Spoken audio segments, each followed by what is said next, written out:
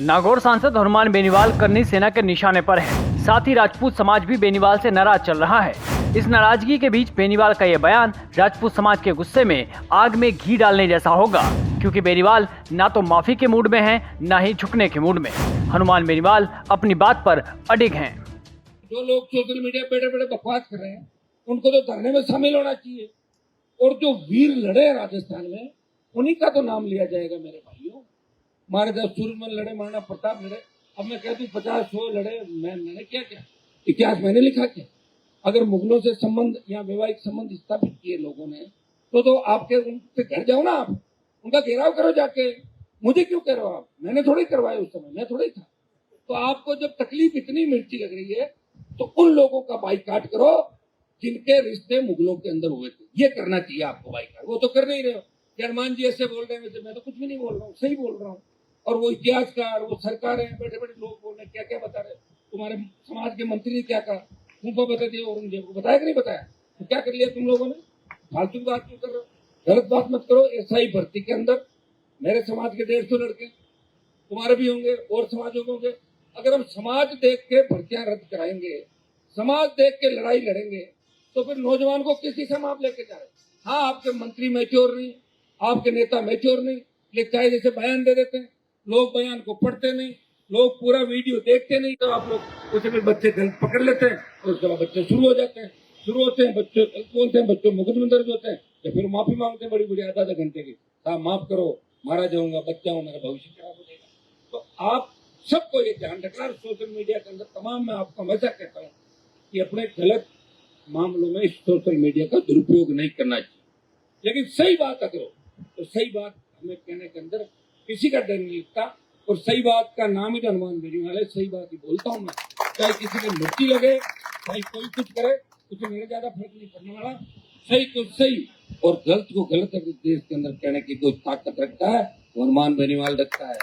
तुम कहाँ गए थे? हनुमान बेनीवाल के इस बयान के बाद करनी सेना के अध्यक्ष डॉक्टर राज शेखावत से लेकर शीला शेखावत तक अब क्या कहेंगे, ये देखने वाली बात होगी। पर बेनीवाल का कहना है कि वो हर जाति के लिए लड़ते हैं। साथ ही बेनीवाल ने यह भी कहा कि आरोप आंदोलन को भटकाने के लिए है। उनको सोचना चाहिए उन लोगों को कि हनुमान जी का मंच है, वहाँ फालतू की बात नहीं की जाती, वहाँ सही बात की जाती है और सही बात को ही सुना जाता है।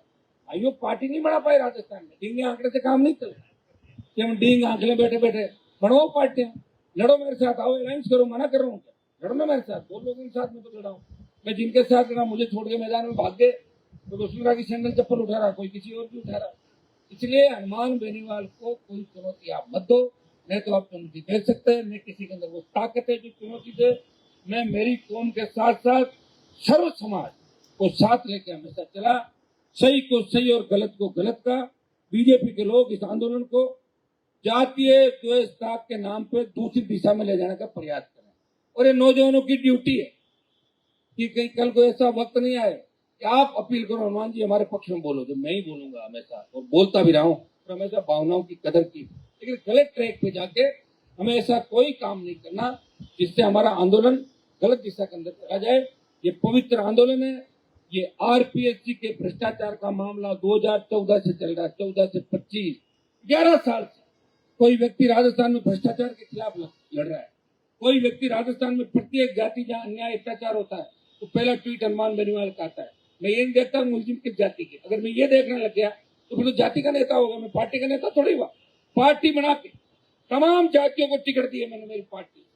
हर व्यक्ति मेरी पार्टी चुनाव लड़ा, हर जाति का व्यक्ति लड़ा, और लगातार लड़ तो रहा हूँ राजस्थान में। चंदा तो इकट्ठा नहीं कर रहा हूँ किसी से, फंडिंग तो नहीं ली, इलेक्टोरल बॉन्ड तो नहीं लिए।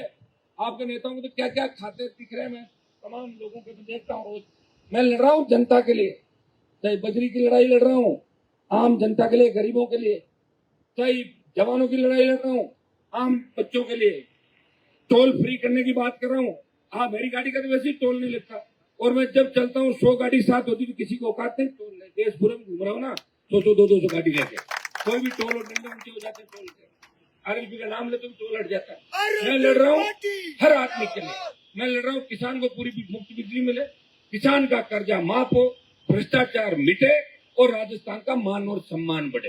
अब इसको भी लोग गलत ट्रैक से लेके चले जाए तो मैं उसके बारे में कुछ नहीं कह सकता। जो समझदार है और जिनके दिमाग का पूरा विकास हुआ है वो तो पूरी बात सुनने के बाद ही कमेंट करते हैं। और अगर विकास नहीं हुआ, दवाई ले, दिमाग का विकास भी साथ साथ चलाते रहे, करते रहे, और उसके बाद अपनी बात बोलो, ज्यादा अच्छा होगा। बाकी तो फर्क नहीं पड़ने वाला, आप ही जानते हो। मैं तो लड़ के इतना पक्का हो गया कि छोटी मोटी बातों में मैं ध्यान में नहीं था, कौन क्या करा।